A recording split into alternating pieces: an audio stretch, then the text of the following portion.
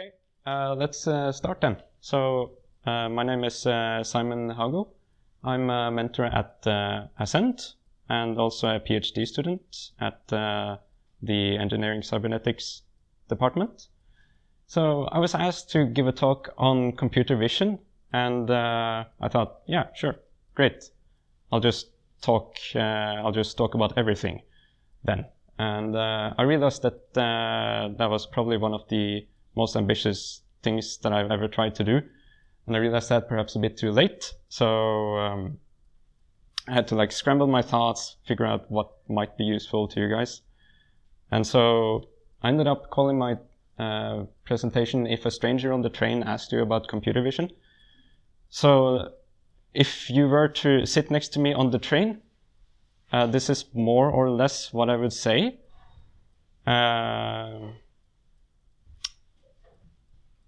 Yeah, so let's start. I want to start by telling you about me and my role on this year's team and how I got into computer vision.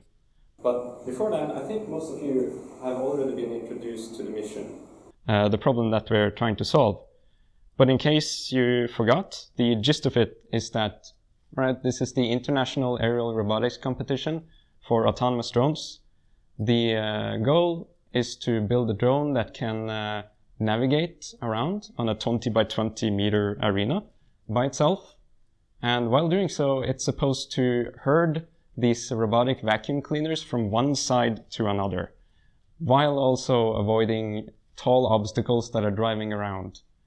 And this is kind of hard.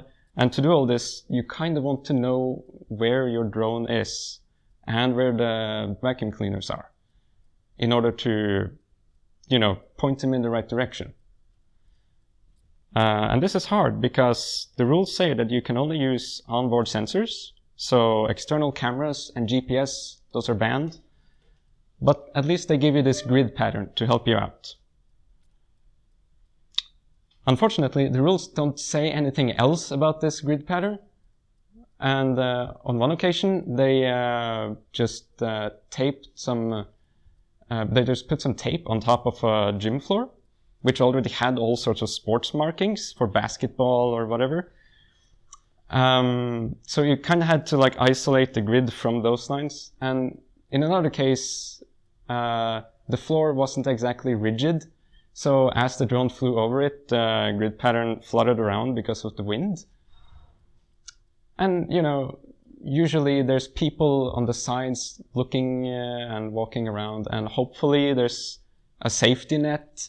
So there's all sorts of disturbances that make this problem hard.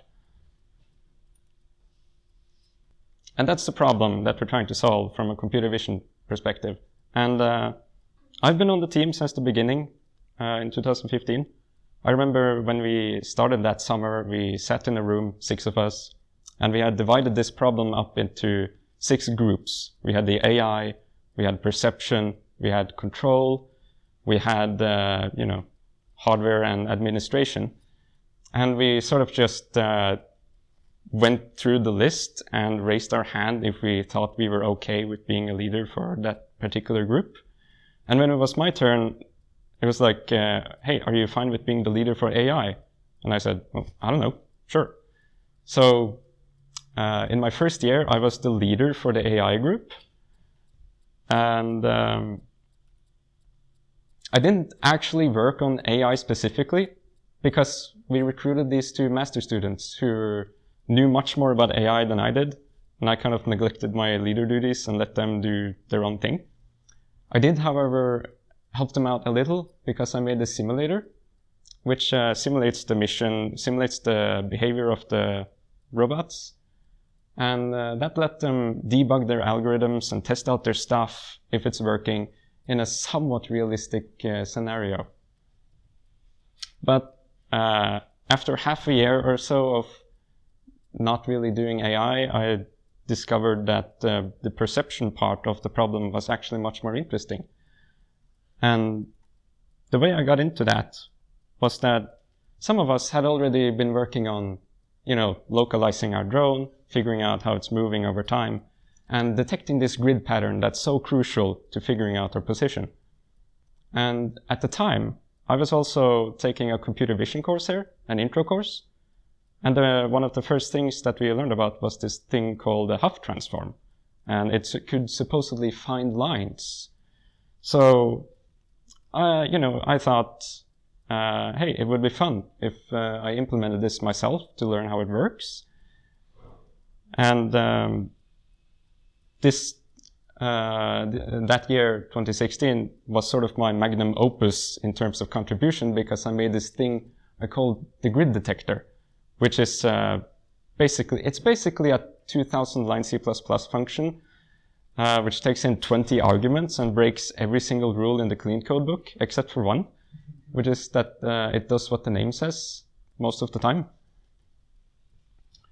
Yeah. So that started out as a project just to learn how the Huff transform works, but it ended up being a good decision because we realized that the library that we were using at the time, OpenCV, had some problems that made it difficult for us to find the lines. So I spent hundreds of hours on this seemingly simple problem, learning how the fisheye cameras work and optimizing it to run fast enough, and making it robust against all the possible scenes, which would have been really difficult using OpenCV. So I took over the grid detection part and let the rest of the team focus on actually tracking that position over time. And the way I was able to spend so many hours on this project is because in that computer vision course, we had to do a semester project. And I thought, hey, opportunity, I'm going to make this my semester project. So then I got to spend time taking the course and solving fun problems at the same time. And I highly recommend you to do so as well. It's actually very valuable to have a project that you care about while learning, because then you can relate all the stuff that you read about in the course to this problem that you're trying to solve. After that, I did my master thesis and got generally very little done. Once we had the localization part working to the point where we could sort of fly around, the remaining problem was to figure out where these robots are so that we can interact with them. And we already had a bunch of people who had worked on this problem. We had tried several approaches, like looking for color, looking for shape, looking for images that looked kind of like the robot, and scanning across the image to find it. So I spent like 6 months in my master project doing something super complicated that didn't actually work. And the best solution turned out to be the simplest solution, which we already had, and that was to just look for the colors. Look for the red or the green top plate, and then track those. So my master project was a huge learning lesson that the simplest can often be the best.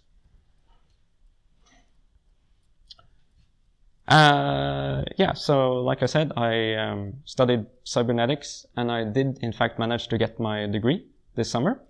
So now I'm a PhD student at the NTNU Robot Vision Group, and I'm also a mentor for you guys. So before I move on, I just want to mention our Robot Vision Group in case anyone is interested. We're doing a bunch of stuff, both underwater, on the ground, and in the air. Like one research line that we have is mapping out the terrain using drones and then giving that information to vehicles so that they can navigate around safely. We're also looking at stuff underwater, like identifying plankton and studying the effects of our changing planet, the climate change and stuff. Or like figuring out how to navigate around underwater, which is really hard.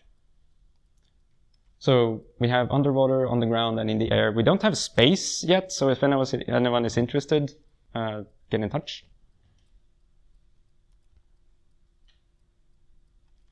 Okay, so I got my degree in cybernetics. And that's a weird word, like try to explain it to your relatives. So, I mean that's why they added the word robotics at the end, so that it was kind of less awkward.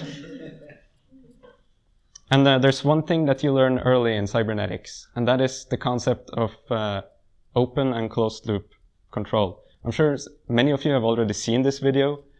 If you haven't, good for you. But this is a brilliant illustration of open loop control. Because what's going on here is that the robot, he tries to turn this valve, and he starts off and he places his hand, and then he just executes this pre-programmed path. And of course, his hand was slightly off at the beginning, so things didn't go according to plan. And there's another thing that you learn early in cybernetics, and that is that things never go according to plan. And that's why we invented closed loop control. So we can do better, right? Here's a robot that's playing catch with some people. So the person throws a ball, the robot catches the ball, and he's supposed to throw it back. Apparently it didn't really work out too well here. But we can actually do better. So, you know, the concept of closed loop control is that you measure what's going on and you adjust your behavior to compensate. You course correct.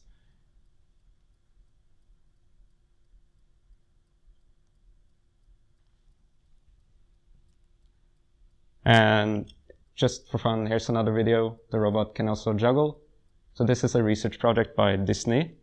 And, you know, their goal is to make these robots that are fun to play with in their exhibitions. So it's pretty good. But how does it do it? Of course, it's with computer vision.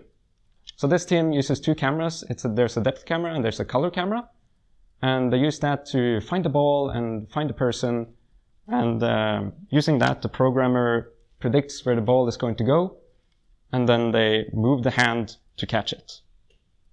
Now, this is not actually closed loop control, because once the robot sees the ball, he can predict its position for all future times. So what they actually do here is that they predict where the ball is going to go, and they put the hand in a convenient location and they wait for the ball. Which means that sometimes they don't catch the ball because it makes a bad prediction. But there is a closed loop in here, and the reason I find it super impressive, because it's one that you don't really notice at first because it works so well. Notice how when the robot drops the ball, it actually reacts. It shrugs its shoulders, it looks at the ball longingly as it falls down to the floor, or it acts sad, you know? It turns out that in an early version, it didn't notice when it dropped the ball. So it tried to throw the ball back empty-handed. And it turns out that this made people really annoyed. So the team decided to change their vision system to detect if it drops the ball and then play one of these cute animations. And this is closed loop control, not between the ball and the hand, right? But between the robot and the person. Because the goal here was not to make a robot that's really friggin' good at playing catch and never dropping the ball. The goal was to make a robot that's fun to interact with. So if it makes a mistake, it notices that, and it tries to compensate, tries to make up for it, and course correct your mood by playing an animation. And the key to doing that, of course, is to detect that you dropped the ball. So, enough about that. Computer vision is used to make decisions. It's used to make robots that can play catch and throw balls. Great. But it isn't only used to make robots that can play catch. It's also used for agriculture, which is important because apparently we need to bump up our food production in the near future. And apparently that's hard using conventional farming. So people have jumped on this topic called robotic agriculture. And this project is a collaboration between Adigo and our university, NTNU. And the idea is that we want a robot that can follow crops and spray herbicide to kill weeds. And one thing that you want to do when spraying herbicide is that you want to be environment friendly. You want to use as few resources as possible. You really don't want to use the strongest possible herbicide to kill off any possible threat. And likewise, you don't want to waste water or fertilizer for plants that don't really need it right now. Of course, the farmer sitting on his tractor doesn't have time to think about all this, so they just have a huge boom that sprays the strongest possible herbicide and as much water as possible over the entire field. They treat it uniformly. But robots have much more time than we do, and we can make lots of them. So this robot has a camera that takes pictures of the ground, and it classifies what it sees as plant or weed. And it figures out what type of weed it is. Is it a weed that I can kill with glyphosate? If so, I'll do it. Or is it a weed that's resistant against glyphosate? Well, then I should kill it with something else. So the idea is to spray out the minimum amount of herbicide with the lowest possible potency to kill that particular plant. But we're not just putting this computer vision stuff in the hands of robot programmers. We're also giving it to farmers directly. So this is a project where we have a vehicle that's driving around and scanning the farm. And we also have a drone that's creating a map. And what's cool about this is that the farmer gets information about how his farm is doing. He can see the health of plants in different regions. And using this, he can adjust his behavior based on how he measures that the farm is doing. And again, this ties back to closed loop control because there's a loop between the farm and the farmer. And the key is to be able to measure how well the farm is doing to be able to adjust your behavior. So that's cool. Computer vision is great for farming, it's great for building robots that can play catch, but it's also good for science. So at the LHC, Large Hadron Collider, we are smashing together particles to figure out what they're made of. And the key to doing this is that we look at these plots of their trajectories. And each time we get one of these plots, it apparently generates like tons of data, maybe literally. And the scientists can't look at all of this data because there's just so much of it.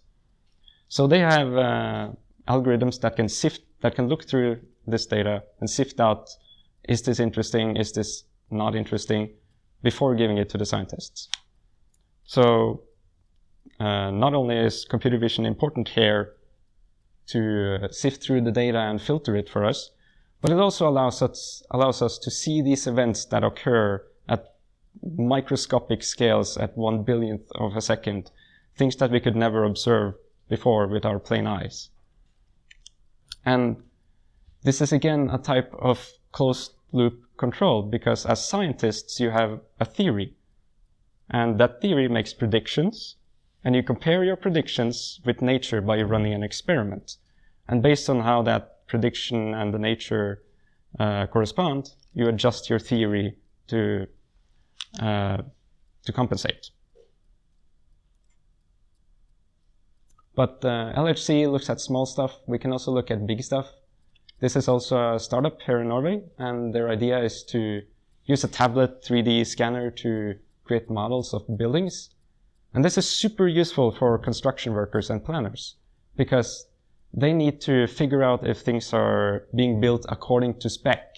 Like, is this wall as thick as it should be? Is it put up at the right time?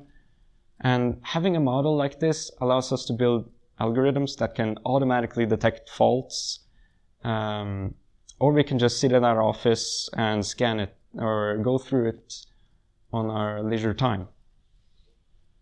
So this allows construction workers to verify that things are going according to plan or that they're not going according to plan and adjust their behavior to compensate and fix problems early. Again, it's closing the loop. That's still pretty small scale though. Computer vision lets us do science on a planetary scale. So this is an awesome company called Planet Labs. And their mission is to image the entire planet every day. And the way they do this is that they have like 200 satellites or something continuously orbiting the planet and taking pictures. And this allows you to get updates on an area daily or even hourly. So you can do stuff like monitor the climate or check up on how your farm is doing. It's also important for disaster response. So this is Hurricane Irma, and Planet Labs created images of this while it was happening. And this is super important for response crews because they need to see what the situation looks like so that they can adjust their behavior and plan accordingly. And getting imagery like this involves quite a lot of computer vision. You need to align the images properly, and you need to ensure that the colors look right because they're taken by different cameras at different times. But it's also cool because you can apply computer vision algorithms to the images. So here, for instance, a research team tried to predict how much yield you will get from a crop in Kenya and Nigeria. So this can let farmers plan ahead and make decisions about their future, like will they get enough income during the next harvest? But yeah, you say, okay, computer vision is great and it's fixing the world's problems, but I'm just making this drone fly around on a 20 by 20 meter grid, right? I mean, and I'm making it land on these vacuum cleaner robots. Seems kind of stupid. And when I worked on the grid detector, I thought, who cares? I'm making something super specific. It's not going to be good for anyone else. But I realized that this isn't actually the case. So this is an awesome paper that I recently found, which proves my point. Because even though problems can look completely different on the surface, they can share underlying solutions and insights. This paper is making a robotic platform that can drive around on crops. And the way they do this is that they fit lines to the crop rows. And in many ways, this is similar to the problem that we're trying to solve at Ascend with the grid. And in fact, when I read their paper, I discovered that the technique that they're using is actually an idea that I had while working on the grid detector. Because the crop rows are mostly parallel, and in the same way, our grid is made up of parallel lines. So it turns out that I tried an idea where I take advantage of that. I didn't actually publish my idea, but they did. So it just goes to show that problems can look different, but we should share our solutions because we might learn something.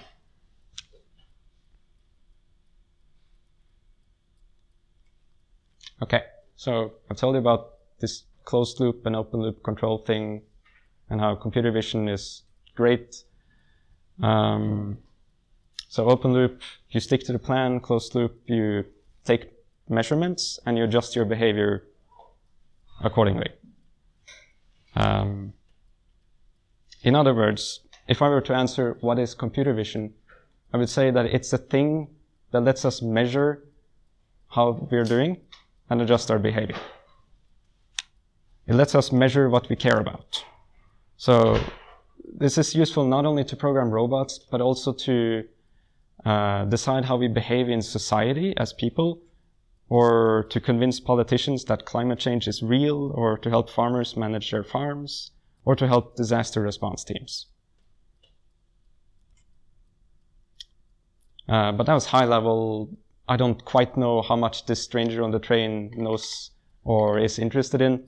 And for some reason, they're still sitting there and they're nodding along and they're listening.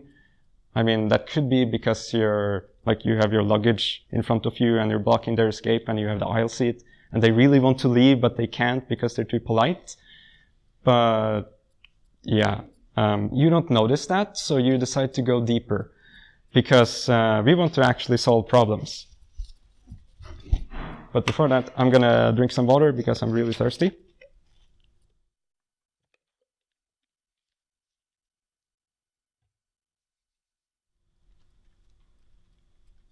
Okay, cool. So computer vision, great. But how does it actually work? In all these examples, the problem is that we have some information that we want. We want the position of the ball, we want the 3D structure of the world, or we want to know where this person's face is. But what we have is some physical phenomena. We have light bouncing around in a scene, or we have like the time it takes for a light pulse to get from one place to another. So what we do is that we use sensors that can measure these physical phenomena. And then we use software to translate those measurements into information that we care about. So I like to think of computer vision as this middle layer that consists of the sensors and the algorithms. It measures physics and it extracts meaningful information using software. And in my eyes, computer vision is as much choosing and developing sensors as it is writing code and building software. Which brings me to the most important decision and the first decision that you make when trying to solve a computer vision problem. And that is the hardware and software trade-off. It turns out that spending more on hardware often lets you get away with less complex software. And likewise, spending less on hardware using cheaper sensors often means that your software will be more complex. You need to do more work to get this translation working. As an example, let's say that we want to track the pose of a person, maybe to put them in a movie or to study their walking pattern, because maybe they have a physical illness and we want to study that. Then you could try to use a single color camera, right? And that would be great because everyone has a phone, everyone has a camera, they're super cheap. But it's actually really hard to write the software that extracts that information from just color images. In fact, it's a huge research topic, as we'll get into later. But if you instead place special markers all over the person's body and use like several cameras that are specially tuned to pick up on these markers, then the software problem becomes much easier because you more directly measure the position of the joints in space. Of course, you can't always use the hardware that you want to, even if you have the money and you have the space. This is something made at Carnegie Mellon University. They wanted to study the body language of people in a group, but they couldn't. And to do this, they wanted like massive videos of people interacting in various situations. But they couldn't dress people up in these special marker suits because that's awkward and it changes their behavior. So ideally, we would just plop a camera that looks at the group and be done with it. But like I said, that's a hard software problem. But what they said is that, hey, what if instead of one color camera, we use 500? And indeed, they did.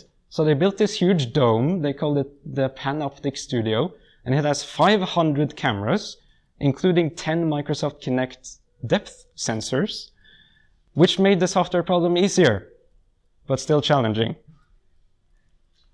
And using that, they were able to capture these videos of people and their poses. And it's really fun. You can check it out online. And using that, they studied their behavior and their body language to sort of crack the code between how our body language influences communication.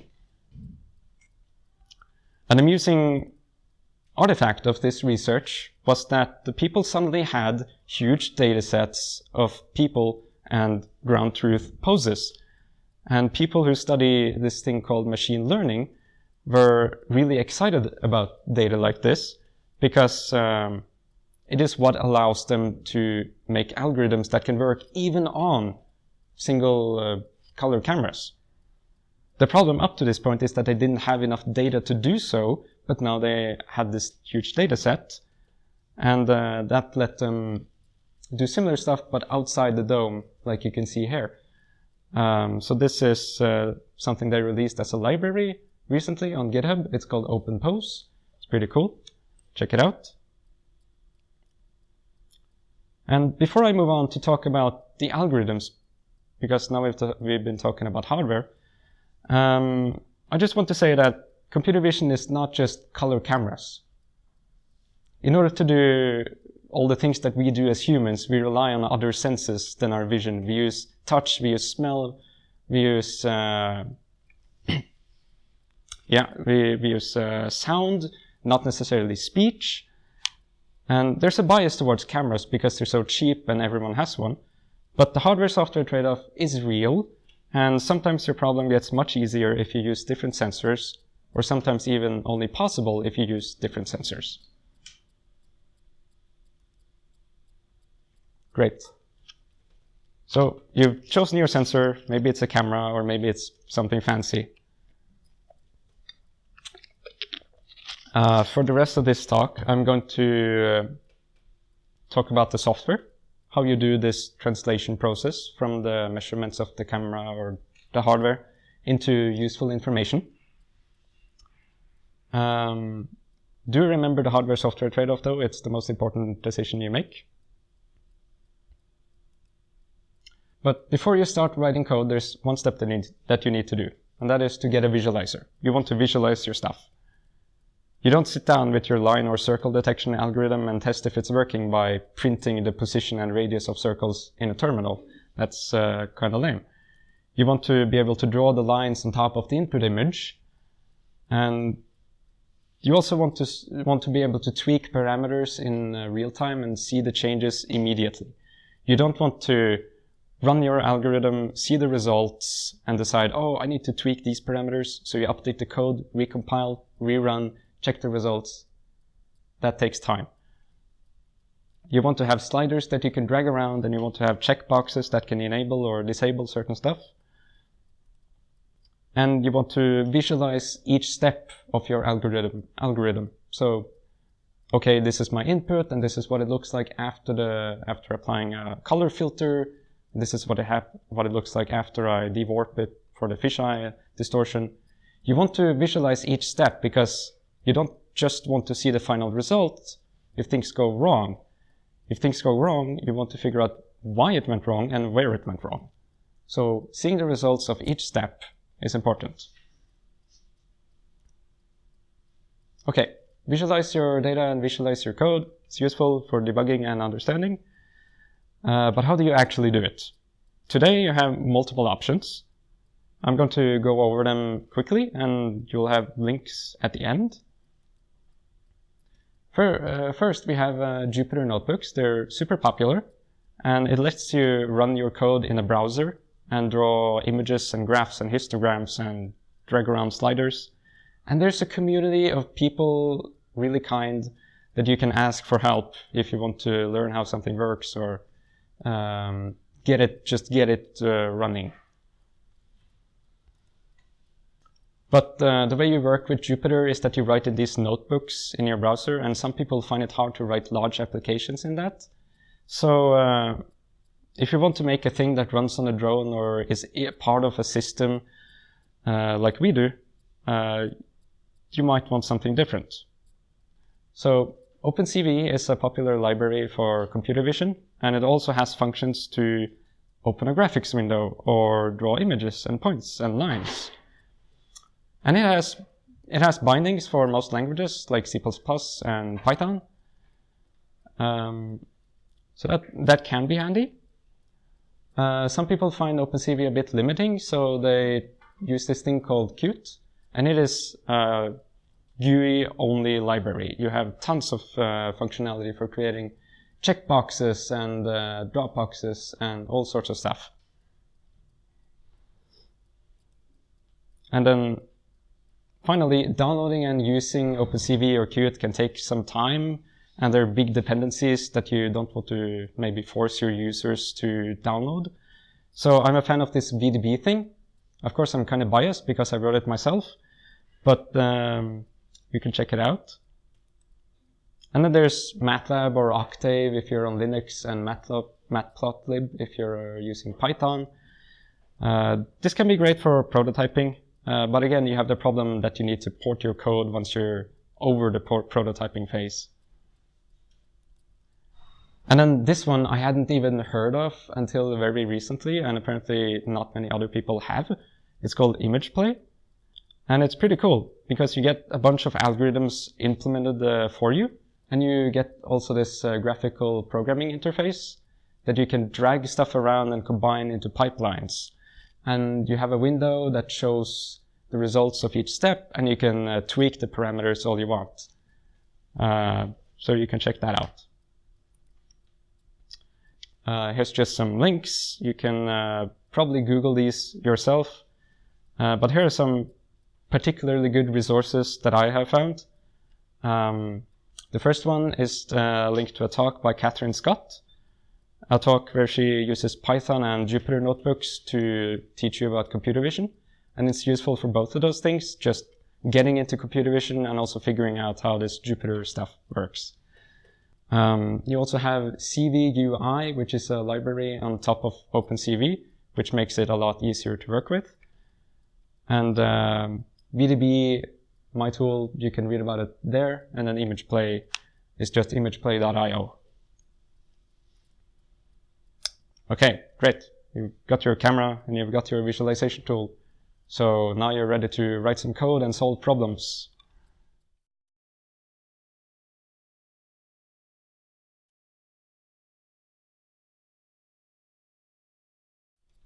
Well, it's kind of hard to just sit down and write an algorithm, right? So what I like to do is that I like to go open up Google and try to find some words that describe my problem, more or less. And then you hit search and you find Wikipedia because it's the first link, and then you open that and it's like, oh man, there's all these words that I don't understand. I mean, the first time I looked at the OpenCV documentation, I had no idea what the words even meant, much less what the functions did or how I could use them. Like, there were functions like find blobs or solve PNP, and I'm like, what's a blob? How do I know if I'm looking for blobs? What if it doesn't work? Is there a better algorithm? I don't know. But here's step 2. Don't panic. I'll try to break it down for you. The trick is that you don't need to understand all the algorithms to be able to solve problems. You just need to be aware of some of the words. You need to have enough words to be able to describe your problem, because then you can dig deep when you need to. And the way I like to think of it, this analogy might not work for you, but it's kind of like Pokemon. So if you've played Pokemon, you'll be fine. If you haven't played Pokemon, you'll also be fine. But what I mean by that is that, yes, there's a lot of algorithms and there's a lot of words, but there's also a lot of Pokemon. And Pokemon come in types, like grass, water, or dragon, whatever. And in the same way, computer vision has a bunch of algorithms that can be grouped, because these Pokemon types, they have certain weaknesses and they have certain strengths, and the same thing kind of applies for computer vision. The way you beat the league in Pokemon is not by catching all Pokemon, because that takes forever, right? And there's a new game that comes out every year, so you can't possibly keep up. And it's the same way in computer vision. You don't try to learn all the algorithms, because that takes forever. And there's research coming out every year, so you can't possibly keep up. The way you beat the league is by getting a few Pokemon that are strong against each type and leveling them to 100. Likewise, you want to know the different categories of computer vision algorithms and get good at them. So I'm going to go through some of the big categories. I'll show you, like this is an example. I'm going to show you a slide and then a bunch of words. And what this will do is that it'll help you afterwards to search for your problem, to go through the resources, to find the book chapters that are relevant to you, to find the software that actually solves your problem. So the first category I like to talk about is enhancing images. And one type of image enhancement problem is what Google do in their PhotoScan app. You have some photos and you want to get rid of glare and make it look straight. Or you might have a book that you want to scan and you want to fix the lighting, adjust the text so that it appears straight, and you want to isolate the text only. This one is really cool. You might have some photos, but it's obstructed by a fence, or there's some reflections in the foreground, and you want to get rid of that. And image enhancement is a type of problem that lets you do this. Or you want to do star photography, but to get enough light you need long exposure, and that means motion blur. So you want to get rid of the motion blur and get the highest quality image. So the ideas and maths behind all of these examples I showed you are surprisingly similar. And these are some good articles that I found that go through step by step how they did it and show you the maths and tools that you need. The next category I like to talk about is finding shapes. So let's say that you have a photo of some lines, then you want to extract the lines. Or you might want to isolate all the text in an image so that you can feed it into a character recognition algorithm. Or you want to find the lines that correspond to the text so that you can dewarp it. Or you want to extract the shapes of the plants and the weeds so that you can feed it into a plant classification algorithm. Again, there are a few methods that show up again and again, sometimes modified to work better with the specific data. But this problem was like the meat and potatoes of computer vision back in the 1970s. So what you'll find is that books used in computer vision courses dedicate their first few chapters to the tools you need to do this. And there's one book I always point people to, and that is Peter Cork's Robotics, Vision and Control. It's free for students on Springer Link. And I used the first edition while learning computer vision, and I loved it. And I just recently learned that the second edition came out this year in June. I haven't checked it out yet, but it has a bunch of new content, so check that out. This page dewarping article is pretty cool. There's a surprisingly large amount of maths and algorithms there you can check out. And the Huff transform is used all over the place to find ellipses, to find lines, to find circles. And this Lipman's artificial intelligence directory is a series of articles that's pretty good. And finally, Wikipedia is actually surprisingly useful.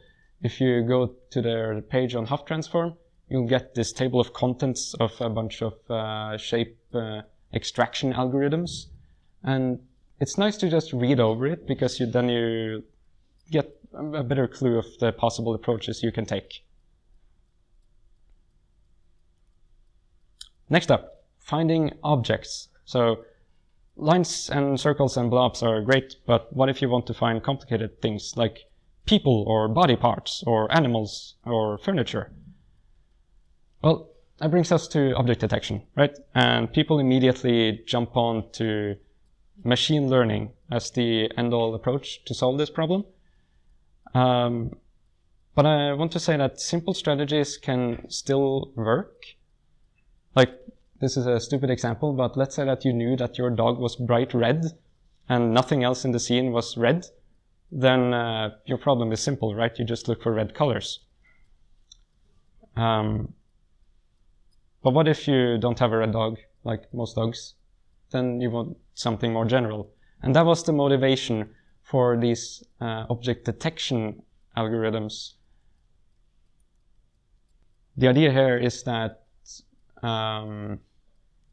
we have an image and we want to maybe say, oh, what is this an image of? That's classification. So in this case, this is an image of a room and a chair. Or we want to find more specifically, where are these objects in the image? And that's object detection. And then object segmentation lets you extract the shape and boundaries of these objects. And this is useful, like I said, to find body parts or hands so that you can connect them together and find the pose of a person. There's a great lecture on YouTube which gets into the history of object recognition. up to today, or at least 2014. You might want to watch it a couple of times to like figure out all the words that he says, but it's pretty good. There's also an article that was published last month on object recognition with OpenCV on PyImage search. But if you want to follow cutting-edge stuff, this field is frankly moving so fast that any link I can put up here is going to be outdated the next day. So here's a trick if you want to stay up to date. Find a popular paper and you paste its title into a page called Google Scholar, and then you click the Cited By button and sort by date. So let me show you. Here is the object recognition algorithm article, I mean. And in here, they name drop this thing called Faster RCNN, which is a paper. So I just copy the title and go into Google Scholar. And then I paste it in. And Google Scholar is like a database of all possible papers. So what I do is that I click the Cited By button, and I find all the papers that cite that paper.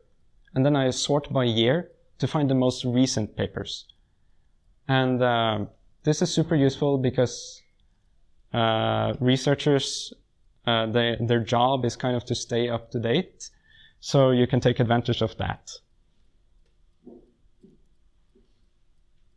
But so far, we've only looked at 2D stuff. Like, where is this thing in this image? But we live in 3D. So what if you want to know how things are rotated and positioned in space? This problem is sometimes called pose estimation, or 3D object detection. A word perspective endpoint shows up a lot, or tracking when you want to know how things move over time. So instead of 2D bounding boxes, you can imagine we have these 3D bounding boxes, and they describe how this thing is rotated and positioned relative to your camera. And then you can program your robot to interact with it because your robot has a physical extent. It exists in our 3D world. I want to point out the Peter Cork book again because it explains a lot of the math you need to do this stuff. I also have some surveys on non-machine learning based approaches to do this. And then finally, I have some recent research papers on using machine learning to do this 3D detection stuff.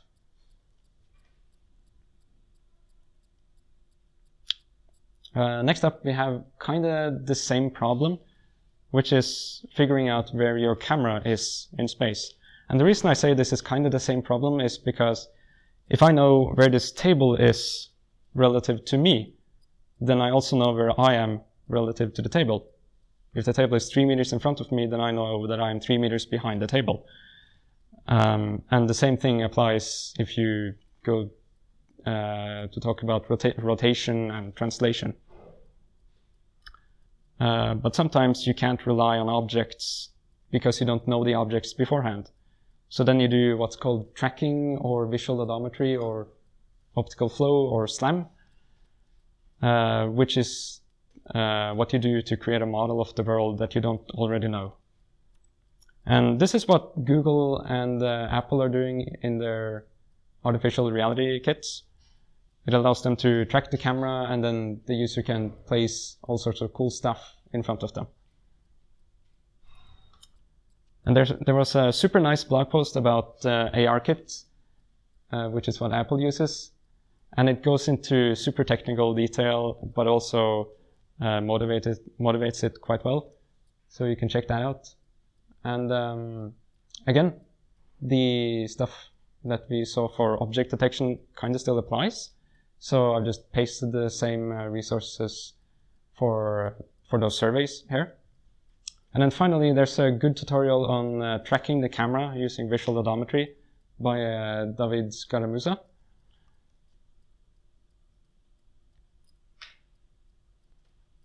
And then the last thing I want to talk about is figuring out what the world looks like. And this is all about getting some useful description of the world around you so that you can navigate, so that you can plan paths. And these words, SLAM, photogrammetry, multiple view geometry, these are all used to do those things. So this is what you use to build robots that can map out the space around them and track their position as they go. So here's a robot that drives around in an office building using a laser scanner, and it creates a map of the walls and stuff. But you can also use this to create really dense and high quality 3D models, like we saw for those construction workers earlier. And a recent focus in research, at least, has been on creating these so-called semantic models, which is figuring out not just, oh, there's 1,000 3D points here, but then actually, no, this is a door, or this is a wall, or this is the floor. And the reason you might want to know all this stuff is that so that you can change the world. So this is a paper that takes an image of a room, creates a model, and then it empties the room, and then it allows you to put other furniture into it that's fake, so you can see what it's going to look like before you buy expensive furniture. So here's some links. Peter Cork's book, really good, tells you the math. Chapter 14 describes how you use multiple images to get 3D structure. And there's a list of papers and resources on GitHub, a curated list. And there's also a course by Cyril Stachny's on doing SLAM. And then finally, there's a good tutorial that goes into the math of creating 3D models from multiple images. Let me see.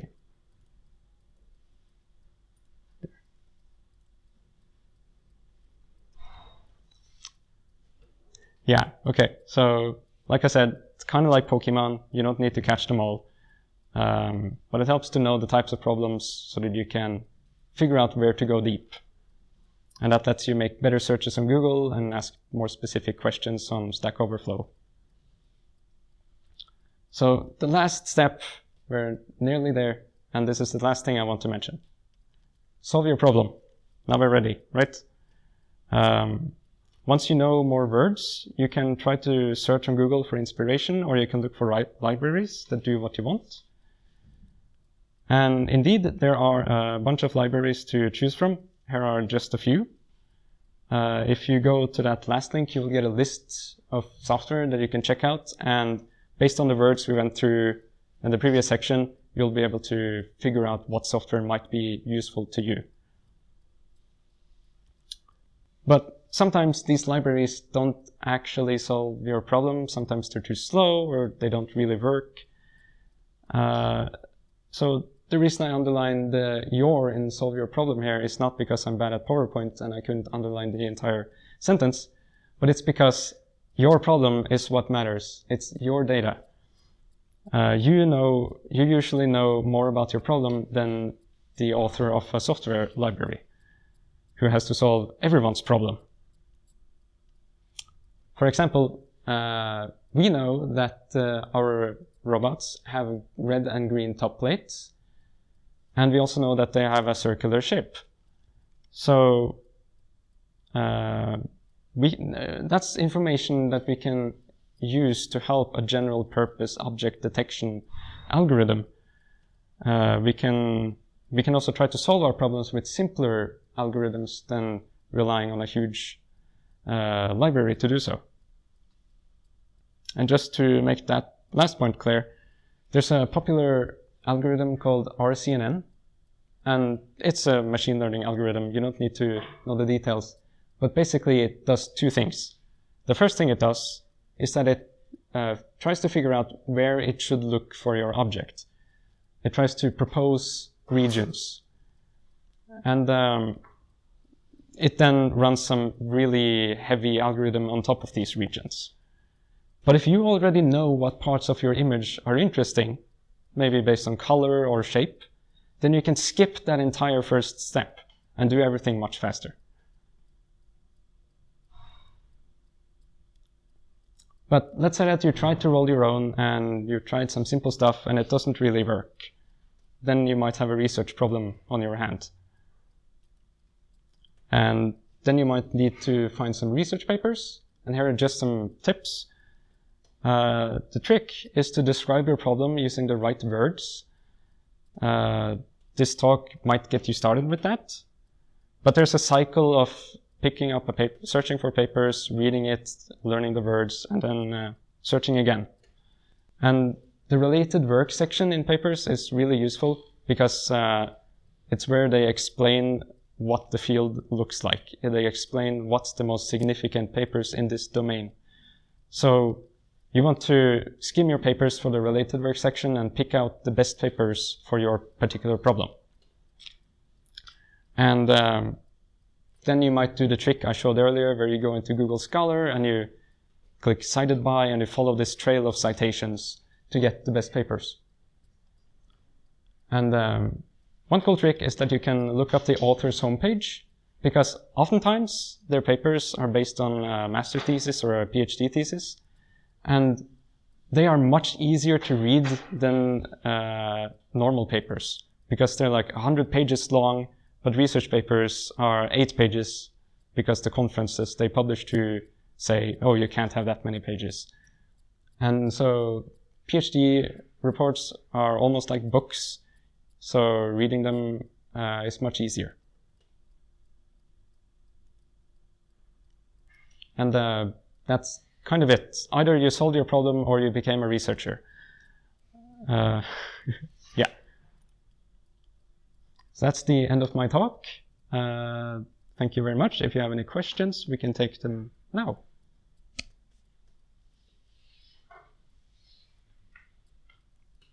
Yeah? No questions? Okay, great.